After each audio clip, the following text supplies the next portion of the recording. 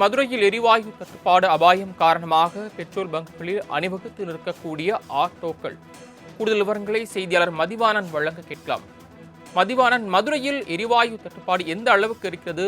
Auto ஓட்டுநர்கள், அதே நேரத்தில் சமையல் எரிவாயு விநியோகிக்கக்கூடிய கேஸ் ஏஜென்சிகள் என்ன சொல்றாங்க? வணக்கம் சரவணன். தமிழகம் முழுவதும் எரிவாயு தட்டுப்பாடு என்பது நிலவி வரக்கூடிய சூழ்நிலையில் மதுரை மாநகரில் நாம் பார்த்தோமானால் சற்று பெருமூச்சு விடுகிற அளவில் இதுவரை அந்த எரிவாயு தட்டுப்பாடு என்பது இல்லாமல் இருந்து கொண்டிருக்கிறது.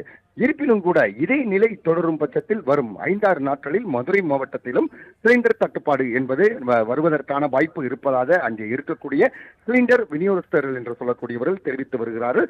இதுவரை தட்டுப்பாடு இல்லை என்கிற சூழ்நிலையிலும் கூட இல்லங்களில் பதியக்கூடிய அந்த எரிவாயுக்கு பொறுத்தவரையில் கிட்டத்தட்ட 11 நாட்கள் மற்றும் 2 நாட்களுக்குள் தொடர்ந்து வழங்கப்படுகிறது.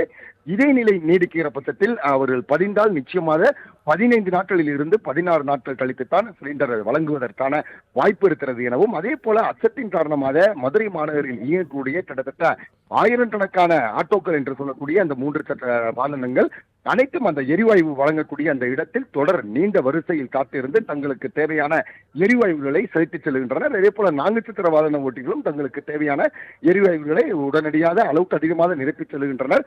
பொதுமக்களை பொறுத்தவரையில் தற்சமயத்திற்கு அச்சப்பட தேவையில்லை. தேவையான சிலிண்டர் எங்களிடம் இருந்து கொண்டிருக்கிறது.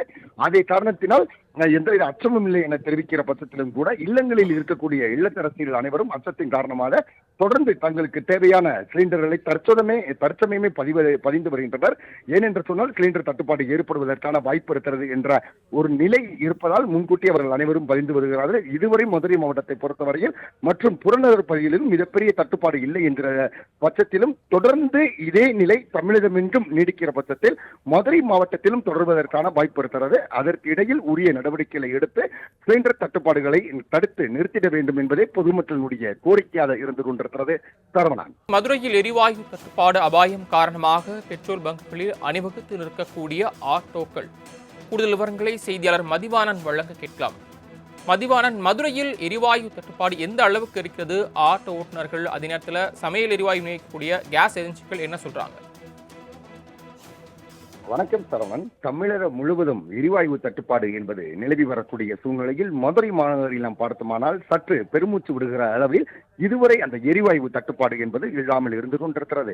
இருப்பினும் கூட இதே நிலை தொடரும் பட்சத்தில் வரும் 5-6 நாட்களில் மதுரை மாவட்டத்திலும் சிலிண்டர் தட்டுப்பாடு என்பது வருவதற்கான வாய்ப்பு இருப்பதாக அங்கே இருக்கக்கூடிய சிலிண்டர் விநியோகஸ்தர்கள் என்று சொல்லக்கூடியவர்கள் தெரிவித்து வருகிறார்கள்.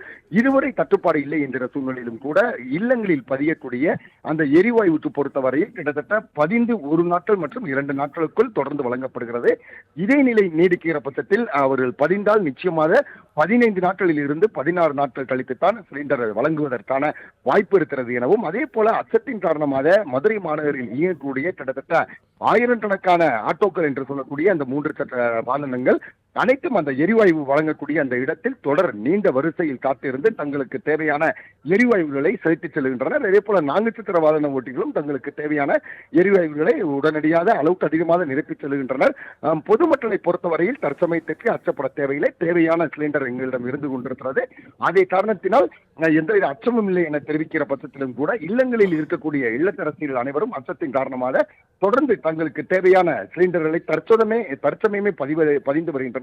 ஏனென்று சொன்னால் சிலிண்டர் தட்டுப்பாடு ஏற்படுவதற்கான வாய்ப்பு இருக்கிறது என்ற ஒரு நிலை இருப்பதால் முன்கூட்டி அவர்கள் அனைவரும் பதிந்து வருகிறார்கள். இதுவரை மதுரை மாவட்டத்தை பொறுத்தவரையில் மற்றும் புறநகர் பகுதிகளிலும் மிகப்பெரிய தட்டுப்பாடு இல்லை என்ற பட்சத்திலும் தொடர்ந்து இதே நிலை தமிழகமெங்கும் நீடிக்கிற பட்சத்தில் மதுரை மாவட்டத்திலும் தொடர்வதற்கான வாய்ப்பு இருக்கிறது. அதற்கு இடையில் உரிய நடவடிக்கைகளை எடுத்து சிலிண்டர் தட்டுப்பாடுகளை தடுத்து நிறுத்திட வேண்டும் என்பதே பொதுமக்களுடைய கோரிக்கையாக இருந்து கொண்டிருக்கிறது.